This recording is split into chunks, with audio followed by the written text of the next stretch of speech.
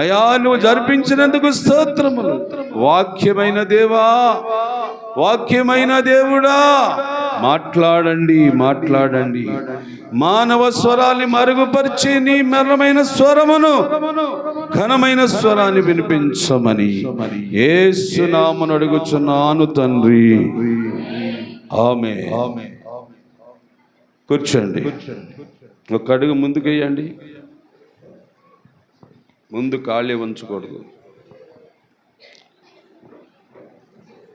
సైతానుడు చొరబడతాడు. సంఘాల్లోకి వస్తాడు ఆ సాతానుడు అంటే, వస్తాడు.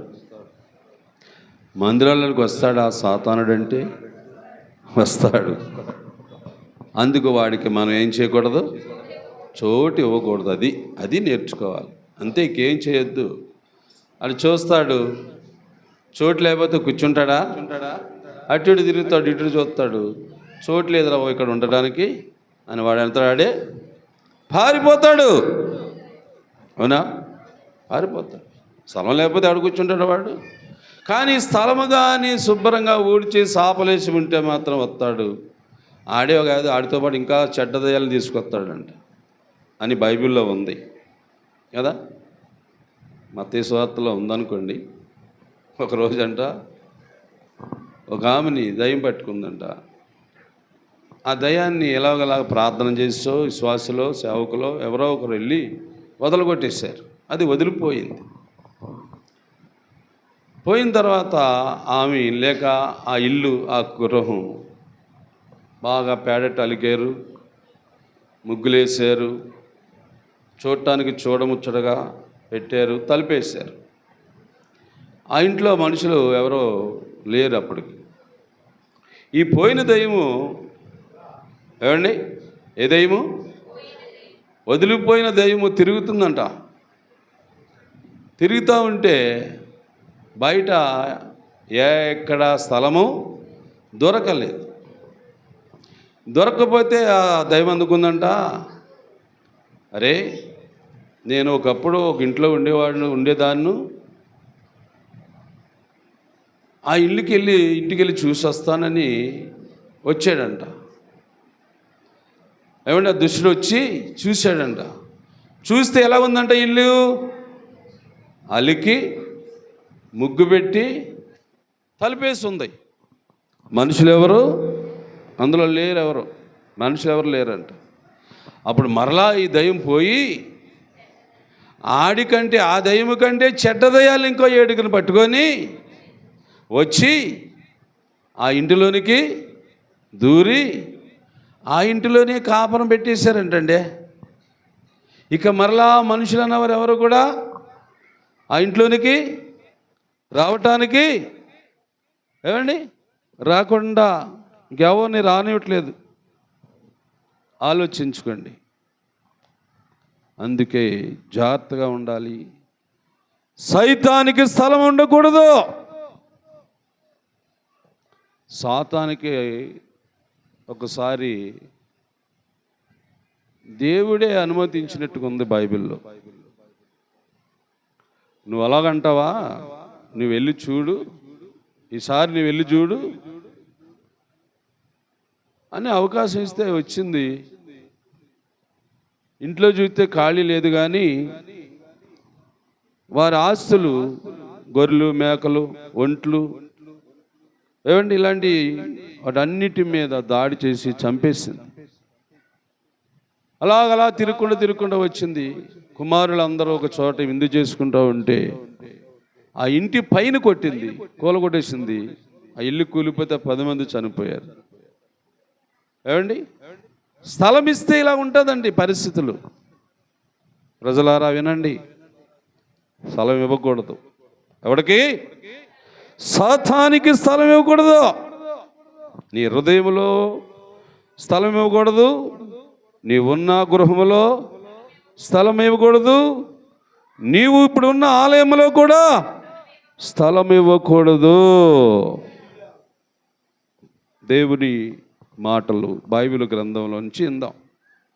ఇప్పటిదాకా చెప్పినవి కూడా బైబిల్లో అనుకోండి. అధ్యాయాలు వచనాలని పరిశీలన చేద్దాం. ఇదే కీర్తన గ్రంథము 76వ కీర్తన 2వ వచనంలో చూడండి ఒక మాట. ఎక్కడ ఉందంట? షాలేములో. షాలేం ఆయన గుడారము ఉన్న స్థలము. షాలేము అంటే దేవుని యొక్క నివాసము, నెంబర్ 1.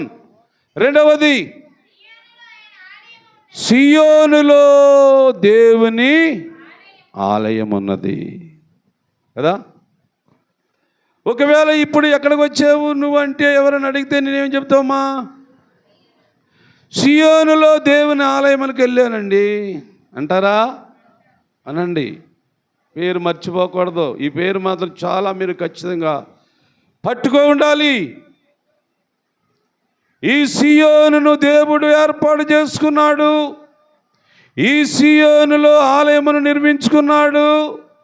ఈ సియోను సాలేము అనే దేవుని సన్నిధిగా ఈ దినము నీ ముందర కనబడుతుంది. మరి ఈ ఆలయంలోకి వచ్చినవారు, ఈ సియోనులోనికి వచ్చినవారు ప్రియులారా గమనించాలి. మీరందరూ లేక మనమందరము ఏం చేయాలి? ఏం చేయాలి? ఏం చేయాలి అని దేవుడు సలహా ఇస్తున్నాడు మనకి. ఈ వాక్యంలో చూస్తాం. ఏమిటి ఆ సలహా? ప్రభువైన దేవుని సలహా ఏంటి? అయితే నీకైతే చాలా కష్టాలు ఉండొచ్చు, చాలా ఇబ్బందులు ఉండొచ్చు, చాలా సమస్యలు ఉండొచ్చు, చాలా ఆపదలు ఉండవచ్చు.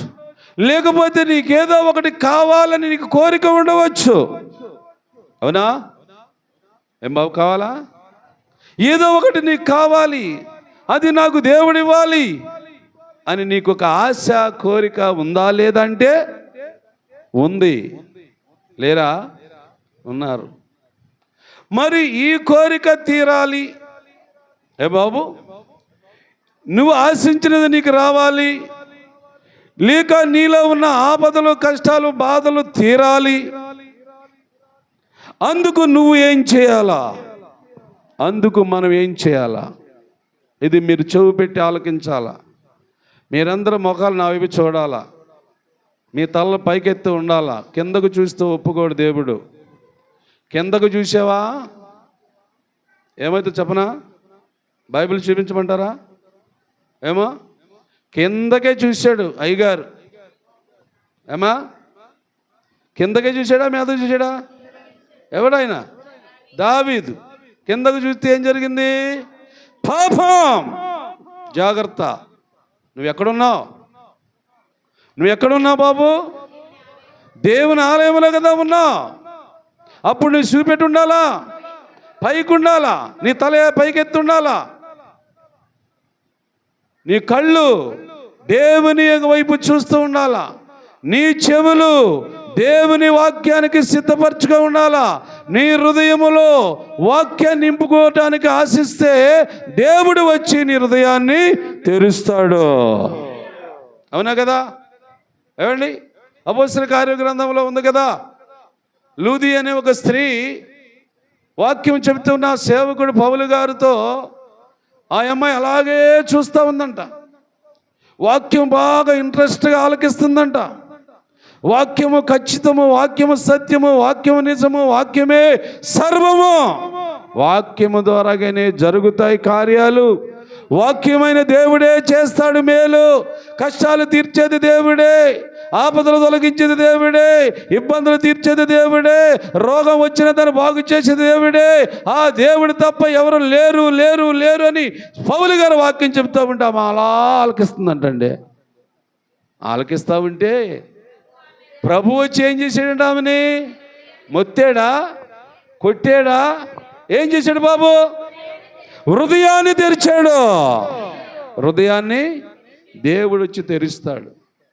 నీ చూపట్టు ఉండాలా, నీ చెవులు వాక్యం వైపు ఉండాలా. ఇది పని చేయాలా.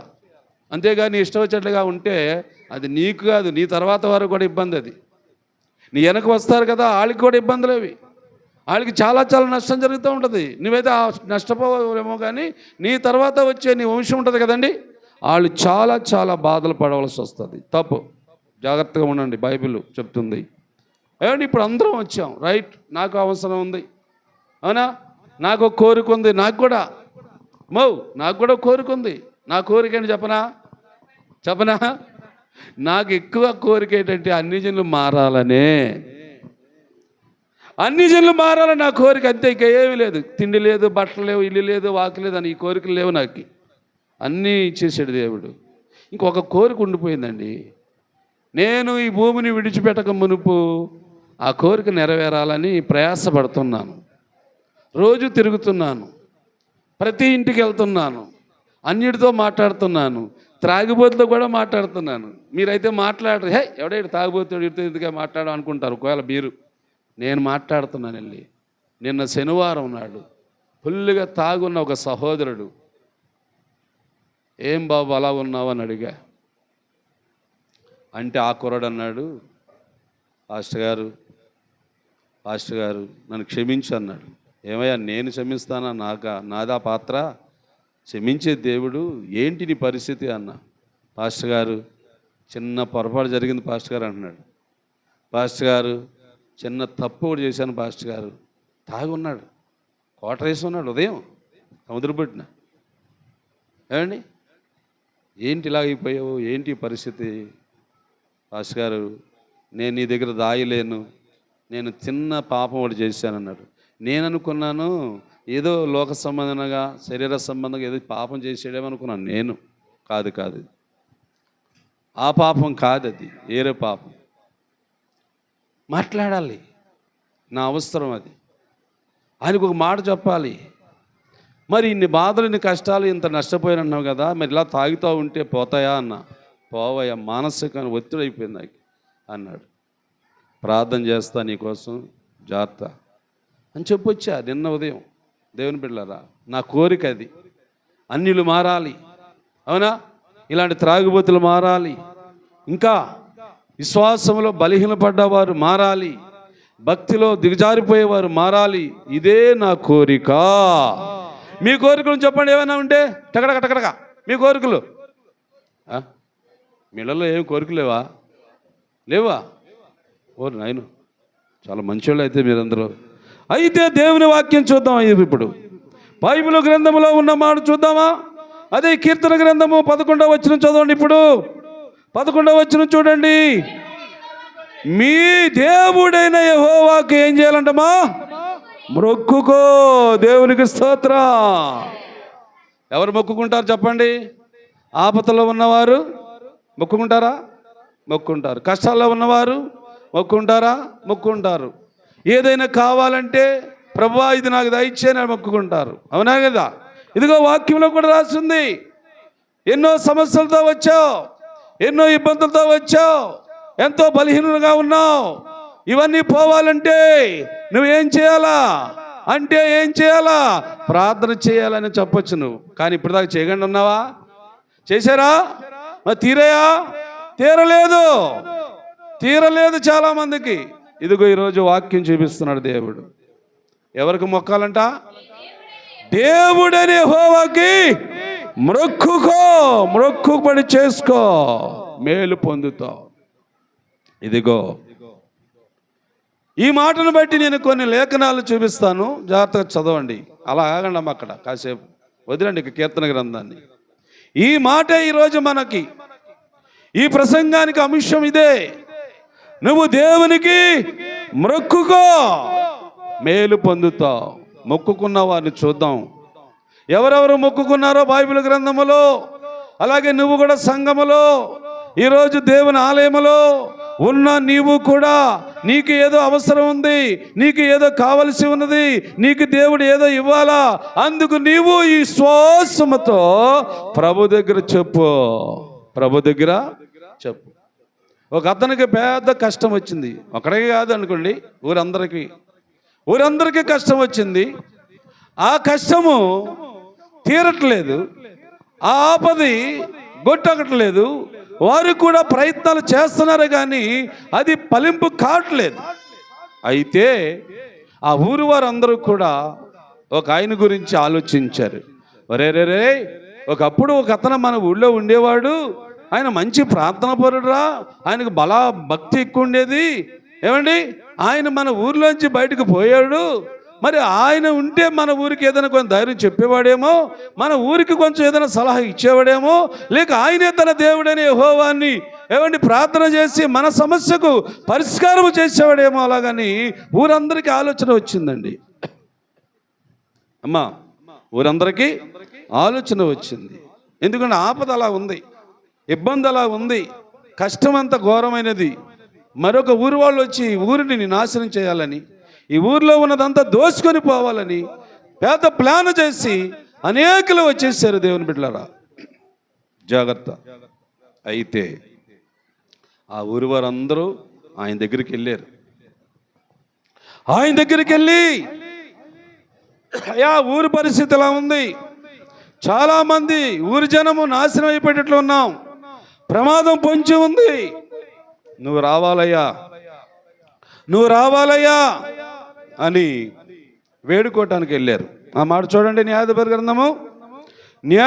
గ్రంథము 11వ అధ్యాయము చదువుమా. గిలాదు పెద్దలు టోబు దేశము నుండి యెఫ్తాను రప్పించుటకు పోయి, నీవు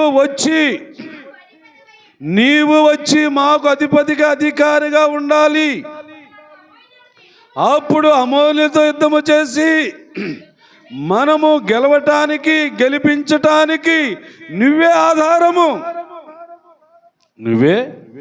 ఆధారమని యెఫ్తాను పిలిపించుకున్నారండి. బిడ్డలారా, మీరు గమనించాలి, వాక్యాన్ని అర్థం చేసుకోవాలి.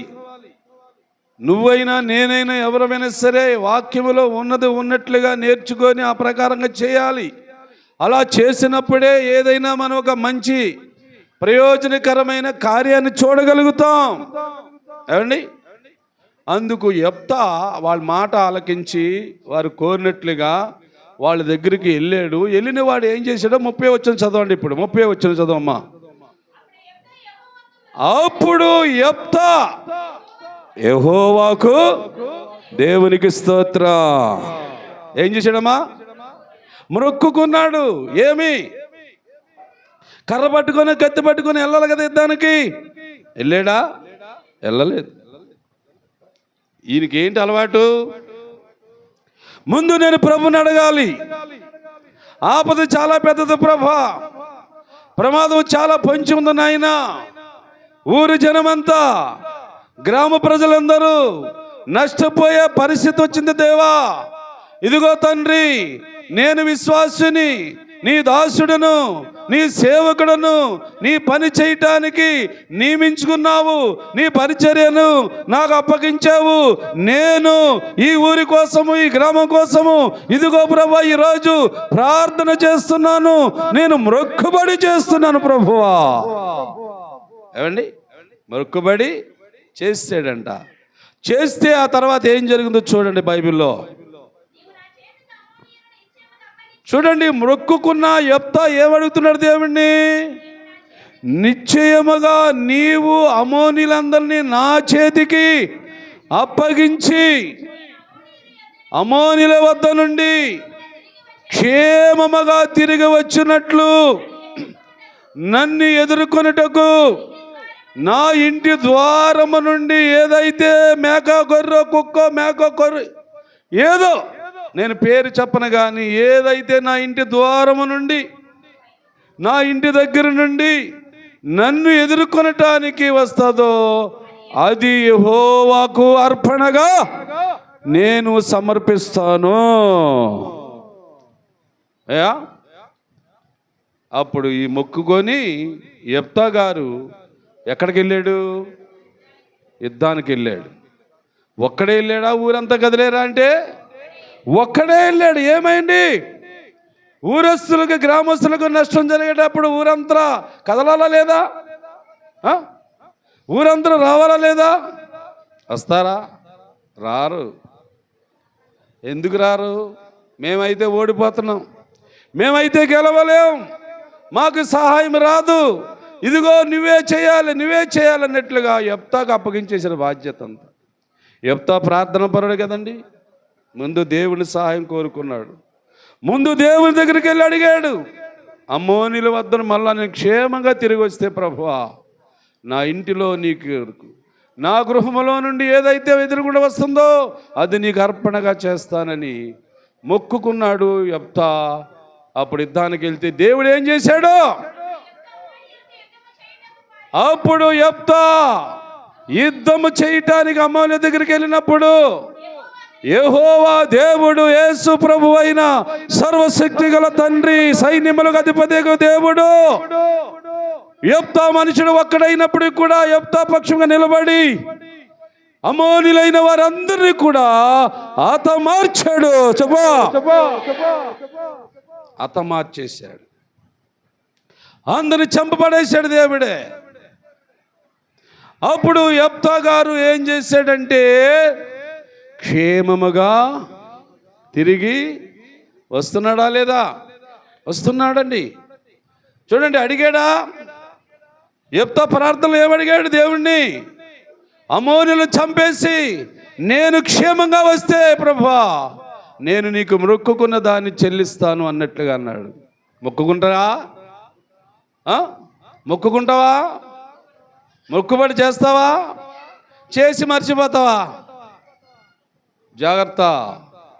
నీ మీద దృష్టి పెట్టాడు దేవుడు.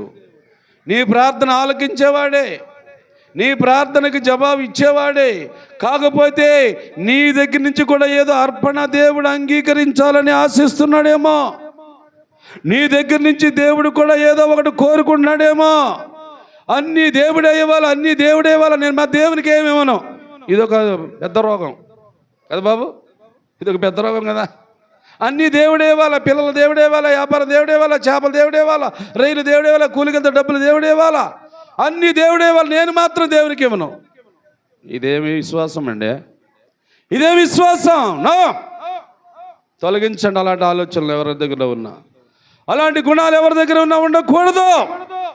దేవుడు అడుగుతున్నాడు నీ దగ్గర నుంచి ఏదో కావాలని ఆశిస్తున్నాడేమో దేవుడు. ఇదిగో యెఫ్తా దేవుని సన్నిధిలో మొక్కుకొని యుద్ధానికి వెళితే యుద్ధములో జయం ఎవరికి? యుద్ధములో జయం ఎవరికి వచ్చిందమ్మా? యెఫ్తాకి వచ్చింది. ఊరు గ్రామం అంతా క్షేమంగా ఉన్నారు. అందరూ సుఖముగా హాయిగా వండుకొని తిని పండుకొని, ఆహా దేవుడు ఎంత కార్యం చేశాడు, యెఫ్తా ప్రార్థన వల్ల దేవుడు ఎంత మేలు చేశాడు, మన ఊరి మీదకి వచ్చే కీడుని తొలగించాడు, మన గ్రామ ప్రజల మీదకి వచ్చే నష్టాన్ని తొలగించాడు, ఈరోజు సుఖంగా నెమ్మదిగా బ్రతుకుతున్నామంటే యెఫ్తా గారు ప్రార్థన అని ఊరి జనమంతా సంతోషిస్తున్నారు. ఊరి జనమంతా దేవుని మహిమపరుస్తున్నారు. మొక్కుబడి చేశాడు యెఫ్తా. మొక్కుబడి చేస్తేనే దేవుడి సహాయం వచ్చింది. మొక్కుబడి చేయకుండా ప్రార్థన చేయకూడదా? ఏం బాబు, మొక్కుబడి చేయకుండా యెఫ్తా గారు ప్రార్థన చేస్తే దేవుడు వింటాడా వినడా? ఏం బాబు చెప్పాలా? వింటాడా? మరి ఎందుకని నేను మొక్కుబడి చేసుకున్నాడు? అది నువ్వు ఆశించిన త్వరగా నెరవేరాలి, నువ్వు అడిగిన త్వరగా నీకు ఇవ్వాలి, నువ్వు అనుకున్న పని జరగాలి, అది వెంటనే అయిపోవాలి అంటే తప్పనిసరిగా నువ్వు మొక్కుకో. అంటే పర్వాలేదు, సంవత్సరం తర్వాత దేవుడు ఇచ్చిన పర్వాలేదు, ఒక 6 నెలల తర్వాత దేవుడు ఇచ్చిన పర్లేదు, నేను ప్రార్థనే చేస్తాను, నేను మొక్కుబడి చేయను. మొక్కుబడి అయితే ఏదో ఇవ్వాలి దేవునికి, మళ్ళా నాకు వద్దు మొక్కుబడి, ప్రార్థనే చేస్తానని చెప్పు.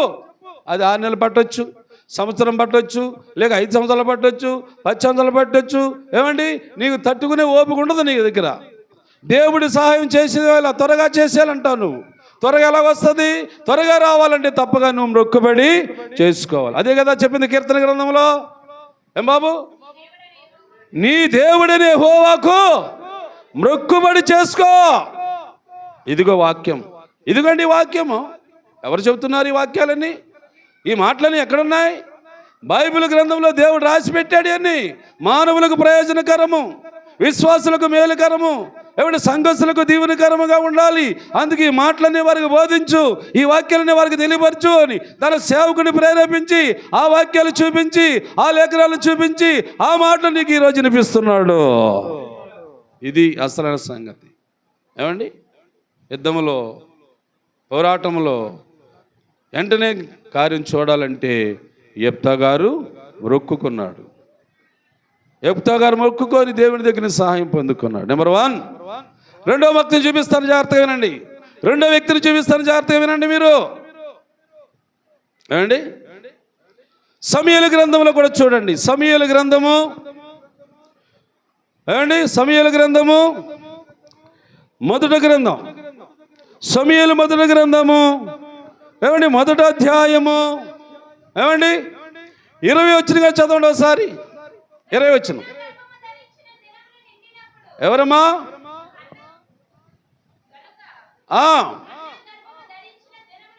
నిండినప్పుడు ఒక కుమారుని కని దేవునికి స్తోత్రం చెప్పండి. ఎవరికి మొక్కుకుందంట ఆమె?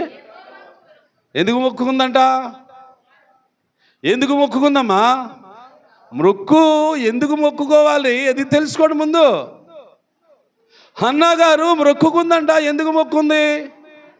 కుమారుడు కావాలి, వారసుడు కావాలి. ఆమెకు బిడ్డలు లేరు. అప్పటికి చాలా సంవత్సరాల నుంచి ప్రార్థన చేస్తుంది కానీ ఫలితం రావలేదు. చాలా సంవత్సరాల నుంచి ఆమె ప్రార్థన చేస్తూనే ఉంది, ఫలితము రాలేదు. రాకపోతే అనుకుందామి, అయ్యే నేను ఇంతకాలం ప్రార్థన చేశాను, నాకు ఫలం రాలేదేంటి, నాకు కుమారుడు పుట్టలేదేంటి, వారసుడు రాకపోతే ఎలాగా, నాకు వారసుడు ఉండాలి కదా అనుకొని ఆమె దేవాలయానికి వెళ్ళిందమ్మా. ఏ ఆలయం అది? సిలోహోము అనే ఆలయంకి వెళ్ళింది. సిలోహలో ఉంది ఆలయం. సిలోహ అన్నది ఊరి పేరు. అక్కడ ఒక ఆలయం ఉంది. ఆ ఆలయానికి వెళ్ళింది. వెళ్ళి ఏం చేసింది? మొక్కుకుంది. ఏం కావాలని మొక్కుంది? మగ బిడ్డ కావాలా, ఆడబిడ్డ కావాలంటే మగబిడ్డే కావాలా. ఆమెకి 2 ఆలోచనలు మనసులో, అది బయట పెట్టట్లేదు, ఎవరికి చెప్పట్లేదు. ఆమె ఏమిటి ఆలోచనలు నేను చెప్తాను, బాగానండి.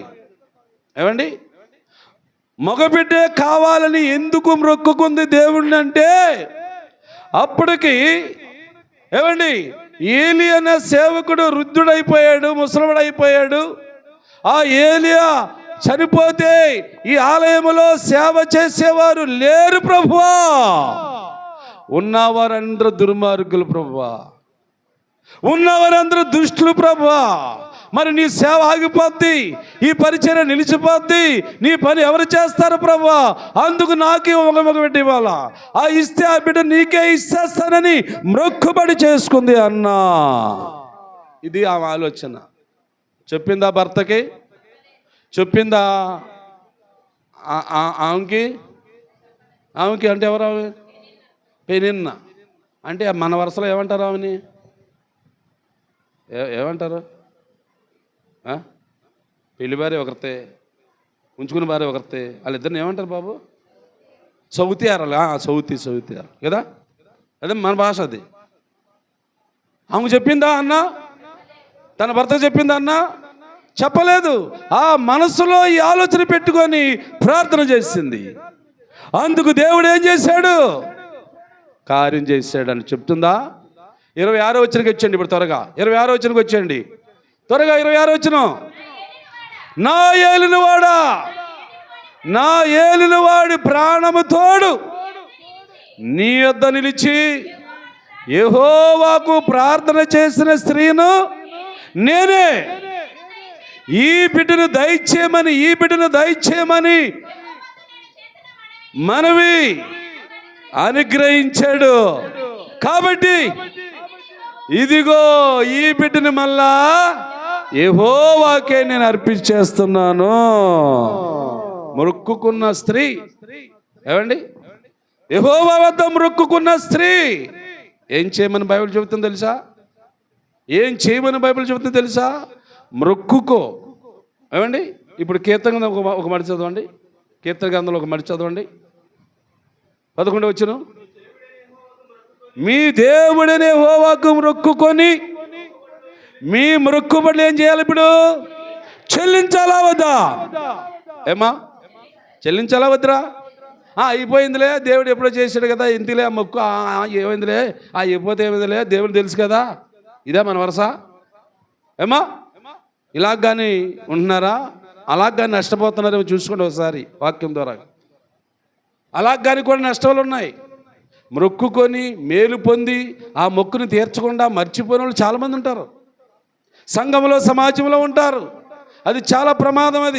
అది చాలా చాలా పెద్ద ప్రమాదం. చూపిస్తాను దేవుడు అన్నాడు, వాక్యంలో ఉంది, బైబిల్లో ఉంది, చూపిస్తాడు దేవుడు. మీరు చూడండి, కాసేపు ఆలకించండి. ఇదిగో మొక్కుకున్న అన్న దేవుడు మగబిడ్డని ఇస్తే ఆ బిడ్డను తీసుకెళ్ళి ఏం చేసిందమ్మా? దేవుని సేవకే ఇచ్చేసింది. దేవుని సేవకి ఇచ్చేసింది. దేవుని సేవకి ఇస్తే అన్నాకి దేవుడు ఏమి ఇచ్చాడు? దర్శింపగా గర్భవతి అయి 3 కుమారులను 2 కుమార్తెలను మరలా కన్నది. చూసారా? అప్పటికి ఎంతమంది పిల్లలు అన్నగారు కంటే? 6. అంటే సమూయేలు మొదటివాడు, ఆ తర్వాత మళ్ళా 3 కుమారులు పుట్టారు, ఆ తర్వాత 2 కుమార్తెలు పుట్టారు. మొదటి వాడిని ఎవరికి ఇచ్చింది? దేవునికి ఇచ్చేసింది. ఎందుకని? మొక్కుకుంది. ఆమె మొక్కుబడి చెల్లించుకుంది. విశ్వాసి. మర్చిపోయావా? ఆదమర్చున్నావు కదా, సరే నీ ఇష్టం. ఏమండి? తప్పు. ఏమండి? తీర్చాలా? మొక్కు అంటే తీర్చాలని ఉంది బైబిల్లో. దేవుడు చెబుతున్నాడు ఈ వాక్యం. ఈ మాట మీకు జ్ఞాపం చేస్తున్నాడు. గతంలో, పోయిన కాలంలో, పోయిన దినాల్లో నువ్వు మొక్కుబడి చేసుకొని మర్చిపోయావు. అది నీకు చాలా నష్టం కలుగుతుంది. ఇదిగో వాక్యం. ఏమండి? ఇది రెండో వ్యక్తి. ఇదో రెండో వ్యక్తి. యెఫ్తా ఒకడు మొక్కుబడుకున్నాడు, తర్వాత హన్నా మొక్కుబడి చేసుకుంది. వీళ్ళిద్దరూ దేవునికి మహిమకరంగానే ఉన్నారు. ఆయన కూడా తన కుమార్తెని దేవునికే అప్పగించేశాడు. ఎవరు? యెఫ్తా. ఆయనకు ఒక్కతే కుమార్తె. ఆమె వచ్చింది ముందుగా తండ్రి దగ్గరికి. వస్తే కొంచెం బాధపడ్డాడు అనుకోండి. ఆయన మళ్ళా తమాయించుకున్నాడు. నేను యెహోవా ఒక మాట ఇచ్చాను అనగానే ఆ కుమార్తె అంటది, నాన్న నువ్వు యెహోవా ఒక మాట ఇచ్చావా? చాలా సంతోషం ఉంటుంది. నీ మాట నెరవేర్చు ప్రభు, నీ మాట నెరవేర్చు నాన్న, భయపడుకో, నన్ను దేవుని సేవకు అప్పగించేయి అని ఆయన కుమార్తెని దేవుని సేవకు అప్పగించేశాడు. ఇదిగో అన్నా కూడా దేవుని సేవకి అప్పగించేశారు. దేవునికి వారు మొక్కుబడులు చెల్లించుకున్నారు, ఫలాలు పొందారు, మరలా లాభాలు పొందారు, మరలా గొప్ప అభివృద్ధి పొందారు. మరలా వారి జీవితంలో దేవుడు ఘనమైన కార్యాలు చేశాడు. నీ జీవితంలో కూడా కార్యం జరగాలంటే, భవిష్యత్తులో నీకు మేలు చేయాలంటే, నువ్వు ఎక్కువగా మేలు పొందాలంటే తప్పగా నీ మొక్కుబడులు ఏం చేయాలా? చెల్లించుకోండి. ప్రభా క్షమించు అని అడగండి. అయ్యా ఆపదలో మొక్కుకున్నాను, రోగంలో మొక్కుకున్నాను, కష్టంలో మొక్కుకున్నాను, వ్యాపారం చేసేటప్పుడు మొక్కుకున్నాను, ఏటకి వెళ్ళేటప్పుడు మొక్కుకున్నాను, అనుకున్నాను ప్రభు ఇలాగ చేస్తానని, ఇలాగ ఇస్తానని, ఇలాగపోయిన ప్రభు నన్ను క్షమించు అని అంటావా? అంటారా? మరి మాట్లాడరేమి? అంటారా అంటే ఊనేదో ఆలేదండి. మాట్లాడితే చెల్లించాలనా? సరే ఉంచేసుకో, నువ్వే తినే, నువ్వే సంపాదించి పెడేసి దాచేసుకో, దేవునికి ఇవ్వద్దులండి. మొక్కుబడులు ఎందుకు చెల్లిస్తారు? ఉంచుకోండి, ఏమవుతుందో చూపిస్తాను మీకు నేను కాసేపట్లో. ఆగండి. ఏమండి? ఇది ఇద్దరు మాట. మూడో మాట చూపిస్తాను నేను మీకు. ఆది కాండములో ఏమండి మొక్కుకున్న వ్యక్తిని గురించి చూడండి. యాకోబు గారి యొక్క చరిత్ర చదవండి ఒకసారి. ఆది కాండము ఏమండి, అప్పుడు యాకోబు 8వ అధ్యాయము 15వ వచనం చూడండి. ఇదిగో నేను నీకు తోడై ఉన్నాను అంటున్నాడు. ఎవరో? దేవుడు. యాకోబు అంటున్నాడు. 20వ వచనం చదవండి ఇప్పుడు. అప్పుడు యాకోబు నేను తిరిగి నా తండ్రి ఇంటికి క్షేమముగా వచ్చినట్లు దేవుడు నాకు తోడై ఉండి వెళ్ళుచున్న ఈ మార్గములో కాపాడి తినుటకు ఆహారము, ధరించిన వస్త్రములు దయచేసిన ఎడల యెహోవాయే నాకు దేవుడని, మరియు నిలిపిన ఈ రాయి దేవుని మందిరమునని, మరియు నీవు నాకు ఇచ్చిన యావదాతి ఆస్తిలో 10వ వంతు నీకు ఇస్తానని మొక్కుకున్నాడు. అన్నీ ఇచ్చేసాడా దేవుడు? అన్నీ వచ్చేసేపటికి లేదు. ఏమంటే తిండి లేదు అప్పటికి, మరొక వస్త్రం లేదు అప్పటికి, తండ్రి ఇంటికి కాబట్టి క్షేమంగా రాలేదు.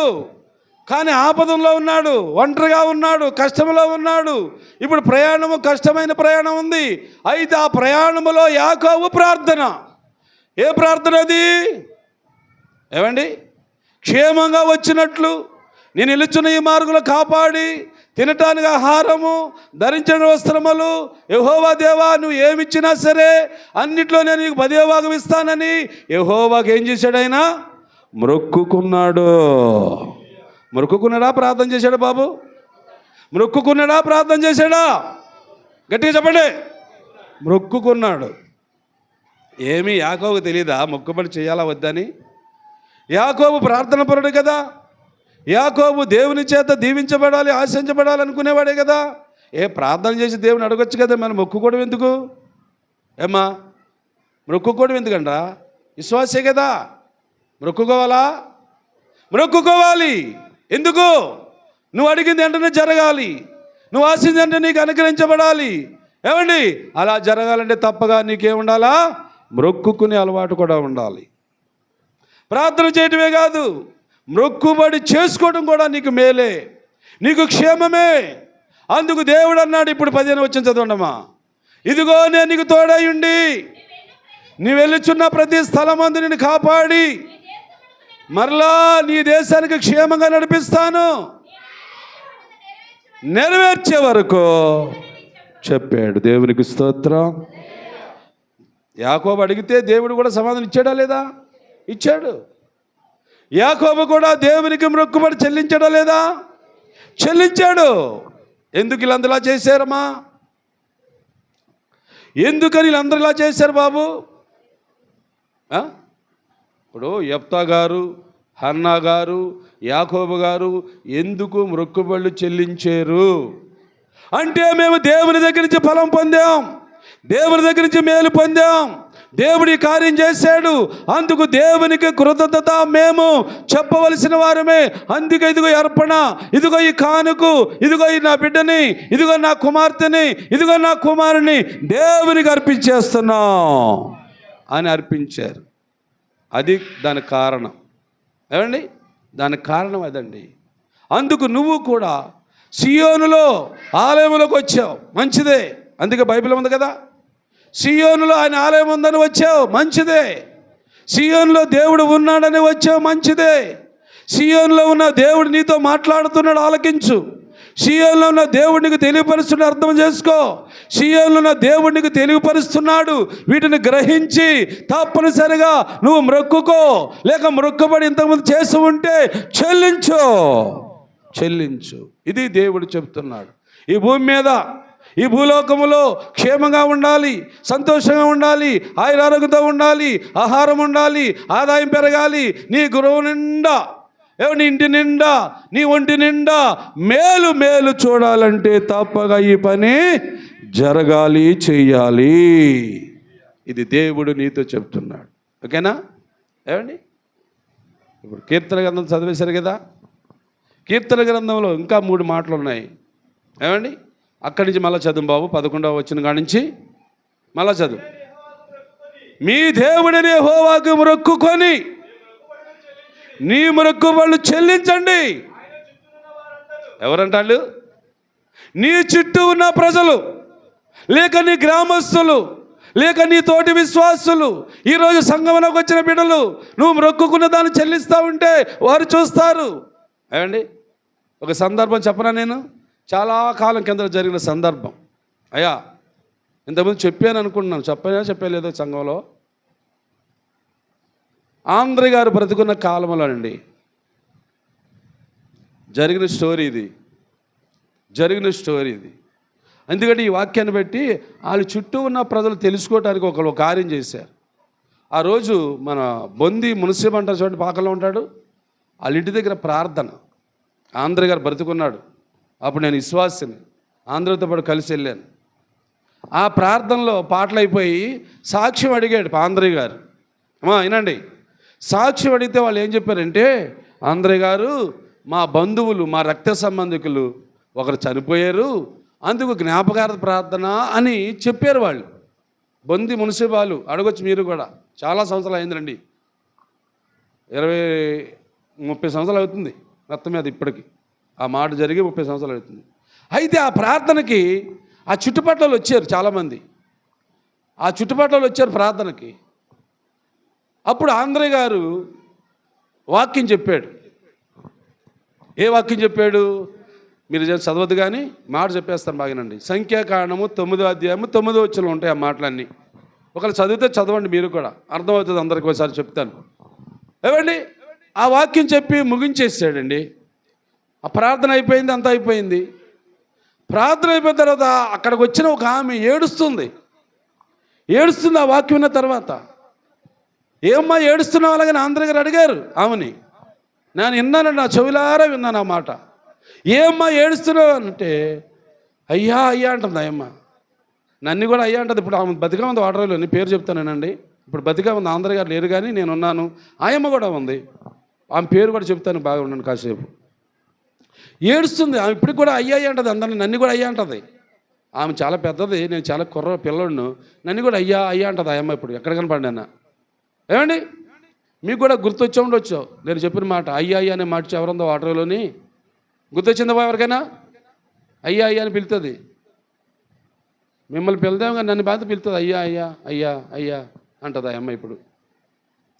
అప్పుడు ఆంధ్ర గారు నువ్వు చెప్పిన వాక్యానికి నేనే బాధ్యురాలను అంటుంది. ఏమ్మా? అయ్యా మా ఇంటి పేరు గల వాళ్ళు, మా కుటుంబీకులు 4-5 ఇప్పుడు చనిపోయారు కానీ ఎప్పుడు ఇలాంటి ప్రార్థన కూడిక నేను ఏర్పాటు చేయలేదయ్యా.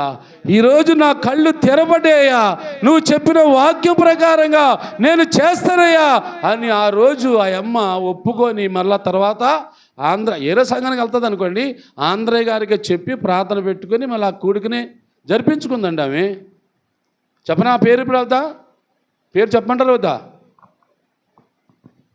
సరే వద్దులేండి, చెప్తే మీరు ఎక్కడ నేర్చేసుకుంటారో మీరు. చెప్పను, మీ రకాలు అలాంటి. ఇంకా ఆశ కలిగి ఎవరైనా చెప్పమంటారేమనుకున్నాను నేను. బాగున్నారు ఒకవేళ తెల్లగా పెట్టుకొని.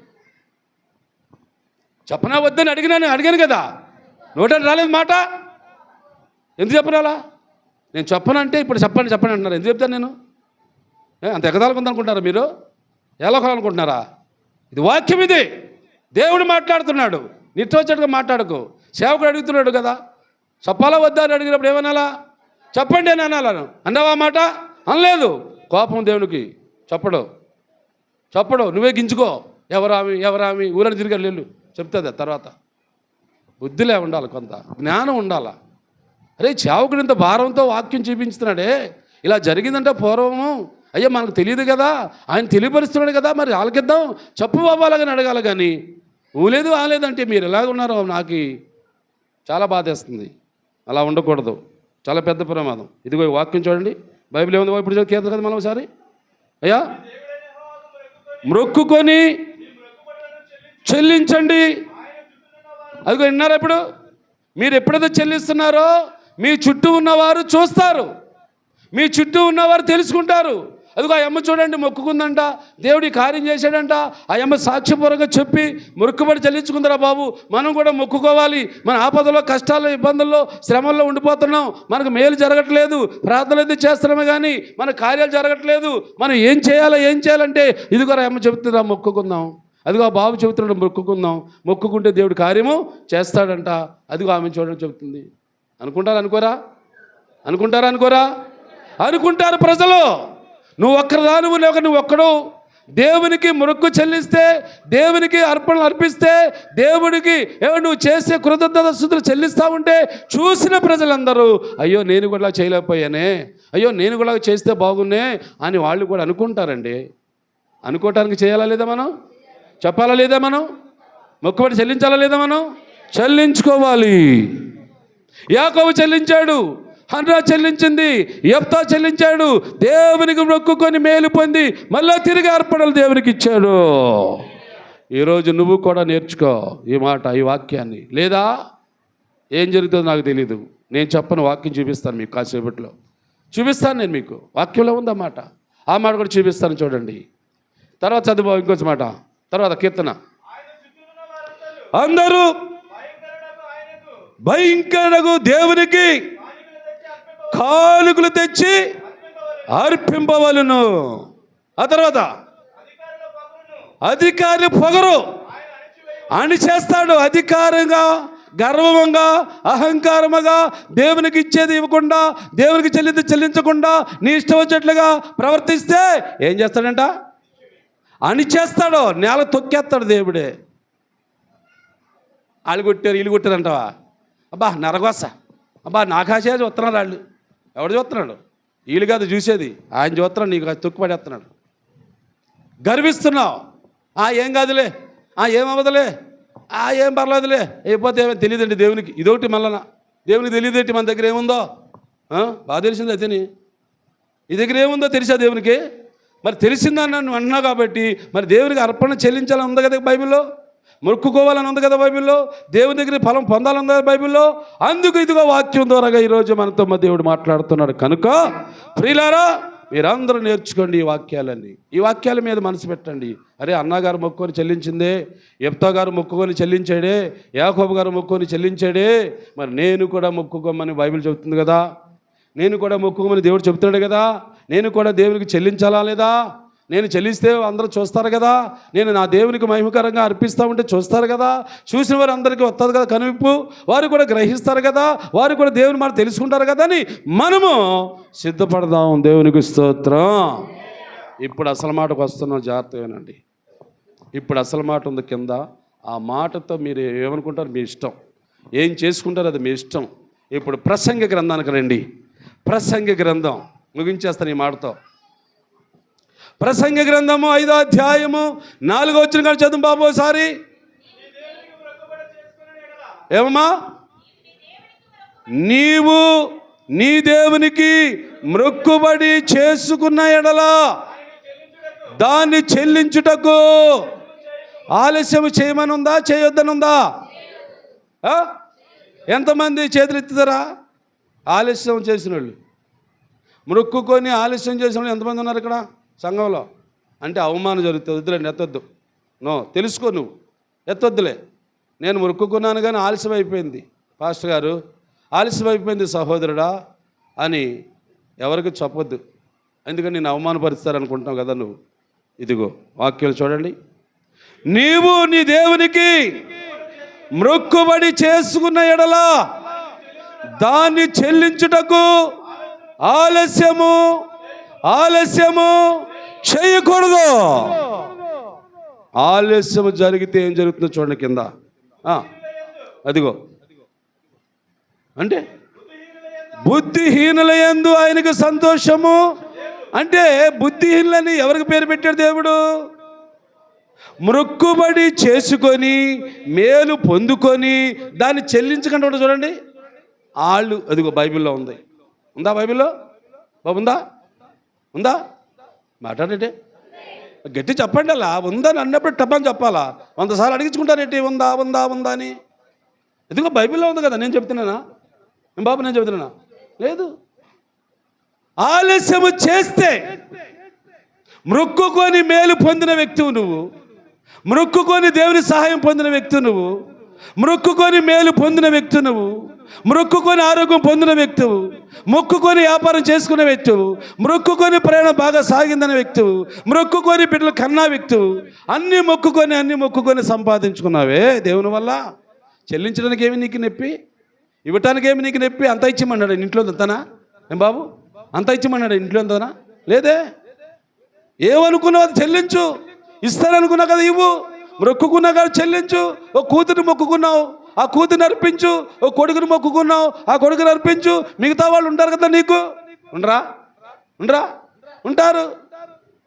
అదిగో యాకోబు మొక్కున్నాడు, యెఫ్తా మొక్కున్నాడు, ఎవడు అన్నా మొక్కుకుంది ఇచ్చారు.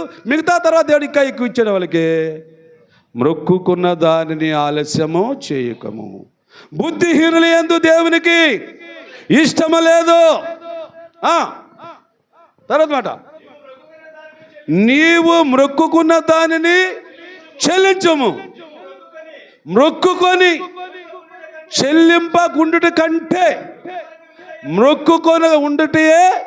అలా ఉండలేము కదా, బేగ తీరిపోవాలా, బేగా వచ్చేయాలా, అది వచ్చేయాలా, ఇది వచ్చేయాలా, పడిపోవాలా బేదని. దేవుడు ఇచ్చాడు, తినేసి నిద్రపోవాలా, ఇది నీ అలవాటు. అది అంటుంది బైబిల్. మొక్కుకున్నావంటే ఆ మొక్కుబడి వల్ల నీకు మేలు వచ్చింది, తిన్నావు, మేలు అనుభవించావు, మంచిదే, దేవుడు సంతోషించాడు. కానీ మొక్కుబడి ఏం చేయాలా? చెల్లించాలా. అలా మొక్కుబడి చెల్లించలేని వారు ఒకడు బుద్ధిహీనులయ్యారు. ఇంకేమయ్యారు బాబు? చదువుప్పుడు అక్కడ అదే, అదిగో నీ శరీరమునకు రోగం ఉందంటున్నావు, నీలో వ్యాధి ఉందన్నావు, ఎందుకు వస్తున్నాయి వ్యాధులు? ఇగో అదిగో బైబిల్ చూడండి, అదిగో చూడండి, ఆ వాక్యం చూడండి. మళ్ళా నీ దేహమును శిక్షకు లోపరిచినంత పని నీ నోటి వలన జరగనయ్యకు. అంటే మొక్కుబడి చేసుకోకో, మొక్కుబడి చేసుకోకో. ఏదో ఇస్తాడులే దేవుడు, ఎప్పుడో సంవత్సరమైనా పర్లేదు, 10 సంవత్సరాలు పర్లేదు, 20 సంవత్సరాలు అని అలా ఓపుకుంటే ఉండు. లేదు, వెంటనే జరిగిపోవాలా, వెంటనే వచ్చేయాలా, ఈ ఆశలు పెద్ద ఉంటాయి. సరే మొక్కుకున్నావు, చెల్లించమంటుంది కదా. అలా చెల్లించలేని వాడు ఏమవుతాడంట? దేహానికి శిక్ష. అంటే మళ్ళీ ఏదో ఒక రోగం, మళ్ళీ ఒక వ్యాధి, మళ్ళీ ఒక జబ్బు, ఏదో ఒక జబ్బు, అదో జబ్బు, ఈ జబ్బు, హాస్పిటల్ అంటావు. కానీ అరే దేవునికి మొక్కున్నానే, దేవునికి ఇచ్చేద్దామే అంటున్నావా? ఏమా హాస్పిటల్ తిరగండి, జబ్బులకి వేయండి డబ్బంతా, మందులు ఏందంట? నీ శరీరం అత్తుతున్నాయా మందులు ఎత్తే? నీ శరీరాన్ని బాగు చేస్తుందా మందులు ఎత్తే? అవునే కదా. దేవుడు మాట్లాడే మాటలు ఇవన్నీ. దేవుడు నీ మేలు చెప్తున్నాడు, దేవుడు నీ మేలు కొరకు చెప్తున్నాడు, నీకు ప్రయోజనము, నీకు మేలు అవ్వాలని దేవుడు చెప్తున్నాడు. కాబట్టి నువ్వు జాగ్రత్త. ఏమండి? నీ దేహమునకు శిక్షకు లోపరిచినంత పని నీ నోటి వల్ల జరగనయ్యకము. అది పొరపాటు జరిగిందండి. ఎవరెదురు చెప్పగా? దూత అంటే నేనే, సేవకుడిని. దూత అంటే నా రెక్కలతో రాదు ఇక్కడికి. దూతగా నన్ను పెట్టాడు భూమి మీద, సేవ చేస్తున్నాను. నా ఎదుట ఎలా చెప్పకూడదండి నువ్వు? పొరపాటు అయిపోయింది పాస్టర్ గారు, పొరపాటు అయిపోయింది. అది అన్నది కదా, ఎలా సంఘటన ఆంధ్ర ఎదుట అన్నదా అమ్మ? పాస్టర్ గారు పొరపాటు అయిపోయింది, అరుగురు చచ్చిపోయారు, మా వాళ్ళు ఎప్పుడు పెట్టలేదు ఇలా ప్రార్థన అందా అమ్మ. అయిపోయింది ఆ పొరపాటు. అంటే పొరపాటు చేస్తూ ఉంటావా? తప్పులు చేస్తూ ఉంటావా? ఎన్ని తప్పులు క్షమిస్తాడు దేవుడు? ఎన్ని పొరపాటు క్షమిస్తాడు దేవుడు? ఏమండి? దేవుని ఎరక ముందు నువ్వు పాపివు, దేవుని ఎరక ముందు నువ్వు నేరస్తురాలువు, దేవుని ఎరక ముందు నువ్వు అన్యాయస్తురాలువు. రైట్? తర్వాత దేవుడు తెలుసుకుంటారు ఇవన్నీ ఏం చేశాడు దేవుడు? క్షమించాడా లేదా? క్షమించాడు. మళ్ళా చేస్తావా పాపం? మళ్ళా చేస్తావా? ఆడితో అడిగాడు, ఎవడు కోనేటి దగ్గర ఉన్నవాడిని బాగు చేశాడు. ఆడు ఆరోగ్యంతో తిరుగుతున్నాడు, ఊరాడు తిరుగుతున్నాడు. తిరిగి ఇలా ఆదివారం ఆలయంకి వచ్చాడు. యేసుప్రభు ఉన్నాడు సంగతి తెలుసో తెలియదు కానీ వచ్చి కూర్చున్నాడు. అయ్యగారు చూశాడు ఆడనే. యేసుప్రభు చూసి ఏమన్నాడు? యోహాను సువార్త 5వ అధ్యాయంలో చదవండి ఆ మాటలని. వాడిని చూసి ఇదిగో స్వస్థత పొందేవా లేదురా, స్వస్థత పొందేవా లేదురా, ఆరోగ్యం వచ్చిందా లేదురా? ఎవరు అడుగుతున్నారు ఆ మాట? యేసుప్రభు అడుగుతున్నాడు. భాస్కర్ అడుగుతున్నాడా? అవును. రై, నువ్వు ఎలా ఉండేవాడు? నువ్వు కుంటోడిగా, లేవలేనివాడిగా, నడలేనివాడిగా ఉన్నావా? ఉన్నాను. మరి ఇప్పుడు లేచావా? లేచాను. నడుస్తున్నావా? నడుస్తాను. మరి నడుస్తున్నా వచ్చావు కదా ఆలయానికి, నిన్ను బాగు చేసిన వాడి గురించి ఎప్పుడైనా చెప్పావు మాట? నిన్ను నడిపించాను కదంటరా నేను, నిన్ను లేపాను కదా నేను, నిన్ను నడమని చెప్పాను కదా నేను. ఏమండి, 38 సంవత్సరాల రోగంతో ఉన్న నిన్ను స్వస్థపరిచాను కదరా నేను. అసలు గుర్తుంది ఒక మాట అయినా నీకు? జ్ఞాపం చేసుకున్నా ఒక్కడైనా? ఆలయంలోకి వచ్చాడు, ఆడనే చూశాడు యేసుప్రభు. ఏమన్నాడమ్మా? ఇదిగో నువ్వు స్వస్థత పొందేవు, మరి ఎక్కువ కీడు రాకుండా ఉండాలంటే ఇకను పాపము చెయ్యకో, ఇంకను పాపం చెయ్యకో హెచ్చరించాడు యేసుప్రభు. అప్పుడు ఆడేం చేశాడు తెలుసా? అప్పుడు మొదలుపెట్టాడు. అప్పటి నుంచి మొదలుపెట్టాడు అన్నాడు. అప్పటి నుంచి వెళ్ళి తన్ని స్వస్థపరిచిన వాడు యేసే దేవుడు, యేసే ఒక్కడే. ఒక్కడే పరిశుద్ధుడొక్కడే, ఒక్కడే యేసు ఒక్కడే, ఒక్కడే పరిశుద్ధుడొక్కడే, పాపిని ప్రేమించేవాడు యేసు ఒక్కడే, పాప మరణము నుండి తప్పించేవాడు యేసు ఒక్కడే. అప్పటి నుంచి మొదలుపెట్టాడు. అంతకుముందు మర్చిపోయాడా? మర్చిపోతున్నావు కదా. యేసు ప్రభువు చేయలేదు నీకేమి? దేవుడు ఏమి ఇవ్వలేదా నీకు? నీ ఇంట్లో ఏం చేయలేదా? మరి చేసిన దానికి ఏది నీ కృతజ్ఞత? ఏది నీ కృతజ్ఞత? ఏది నీ సాక్ష్యం? ఏది? ఎవరికైనా చెప్తున్నావా? వెళ్ళి ఎవరింటికి వెళ్తున్నావా? కృతజ్ఞత ఉందా? మొక్కు చెల్లిస్తున్నావా? అన్నీ అన్నీ అయ్యా. అదేంటి? ఇదేం జీవితం? ఇదేం బ్రతుకు? ఇలా ఎంతకాలం పెడతారు? ఇలా ఎంతకాలం దేవుని కోపం పుట్టిస్తారు? మీరు బాగుపడరా? బాగుపడడానికి లేదా అవకాశాలు? ప్రియులారా, అర్థం చేసుకోండి. వాక్యమైన దేవుడు మాట్లాడుతున్నప్పుడు తప్పగా మనం అందరం ఏం చేద్దాం? క్షమించు నాయన, తప్పు అయిపోయింది ప్రభువా, ఇక నేను ఆలస్యం చేయను ప్రభువా, ఇక ఆలస్యం చేయటానికి ఇష్టపడ్డ ప్రభువా, నేను మొక్కుకున్నాను, నీకు ఇస్తానని మొక్కుకున్నాను, నీ కొరకు ఇలా చేస్తానని మొక్కుకున్నాను, నాకు ఉన్నా లేకపోయినా సరే, నా దగ్గర డబ్బులు ఉన్నా లేకపోయినా సరే, ముందు నీ మొక్కును నేను తీర్చేస్తా. ఆపదలో నాకు సహాయపడ్డావయ్యా, కష్టంలో నాకు సహాయపడ్డావయ్యా, అయ్యా కడుపు కాలుతున్నప్పుడు, ఆకలి మంటతో ఉన్నప్పుడు ఆహారం పెట్టేవయ్యా, నడవలేని పరిస్థితులు నన్ను నడిపించేవయ్యా, నాకు వ్యాపారం లేనప్పుడు వ్యాపారం ఇచ్చేవయ్యా, బ్రతుకులు లేనప్పుడు బ్రతుకు చూపించేవయ్యా, చక్కగా బ్రతకమని చెప్పేవయ్యా. నాకు ఇన్ని మేలులు చేసిన తండ్రి, నీకు ఒక్కరోజు కూడా కృతజ్ఞతలు చెప్పలేకపోయాను, నా మొక్కుబడి ఒకటి కూడా చెల్లించలేకపోయాను ప్రభువా, నన్ను క్షమించు నాయనా, నన్ను క్షమించని. అంతటితో ఊరుకుంటారా? అంతటితో ఆగిపోతారా? లేదు, నువ్వు అనుకున్నది చెల్లిస్తావా? చెల్లించడానికి సిద్ధపడండి. దేవుడు మిమ్మల్ని దీవిస్తాడు, దేవుడు మిమ్మల్ని అధికంగా ఆశీర్వదిస్తాడు. దేవుని వల్ల మీ కుటుంబాలు అభివృద్ధి పొందుతాయి. దేవుని వల్ల మీ కుటుంబాలు, మీ యజమానులు, మీ భార్యలు, మీ పిల్లలు అందరూ సుఖశాంతులతో, క్షేమస్థితితో, లాభకర స్థితితో బాగుపడటానికి దేవుడే సహాయము చేయునుగాక. ఈ వాక్యమును వినికిడిలో దేవుడు బలపరచునుగాక. సాక్ష్యాలు ఎవరైనా ఉంటే రండి చెప్పటానికి. ఇంకా సిగ్గుపడతా ఉంటారా? సిగ్గు వదిలేసి ధైర్యంగా నిలబడండి. దేవునికి మహిమ కలుగు చెప్పండి.